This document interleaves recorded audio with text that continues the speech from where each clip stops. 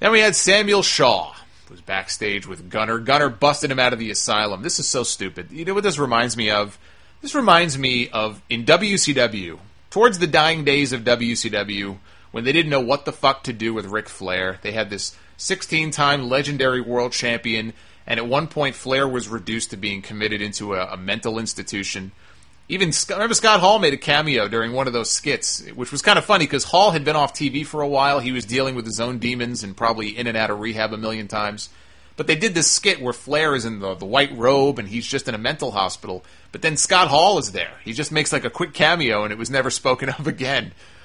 But the story with how Flair got out of there is that Arn Anderson, and I swear to God this is what they said, Arn Anderson bailed him out. It's just one of those stupid WCW moments that just makes you just throw your hands up in the air like, I don't know.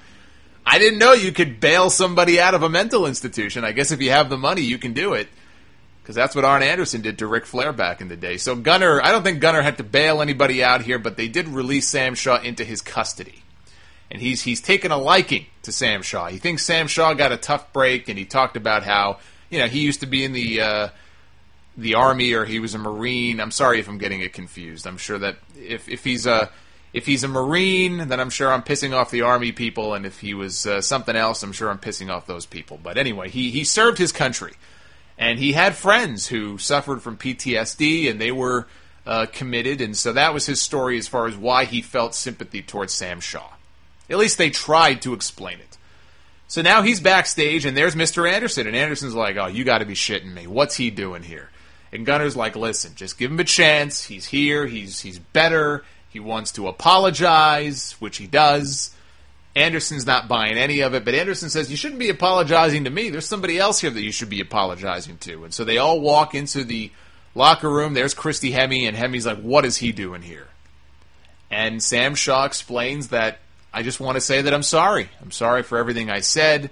I'm sorry for everything I did. And I hope you accept my apology. He walked off, and Anderson and Christie looked at each other. They were very skeptical, and that's how the segment ended. It was not a terrible segment. Those Insane Asylum segments where he was committed and Gunner came to visit him and played like fucking Go Fish with him at some point. That was fucking dumb. This was fine. They tried to explain how Shaw is reformed now. He's better. And Anderson is being very skeptical. When I talked about the results from the tapings that I went to last week, and spoiler here, but I don't think anybody gives a shit. They did some matches where Anderson had to team up with Shaw, and they were very reluctant tag team partners. And the way things went down, it almost seemed like they were pushing Anderson, going in a heel direction. People liked Shaw. They felt bad for him, and here's Anderson treating him like crap. And so Shaw may end up as the babyface with Anderson as the heel. I think that's the direction they're going, and that's how it's going to play out in the weeks to come on television. I'm still not a fan of any of this crap, but this segment, at least, they tried to explain things.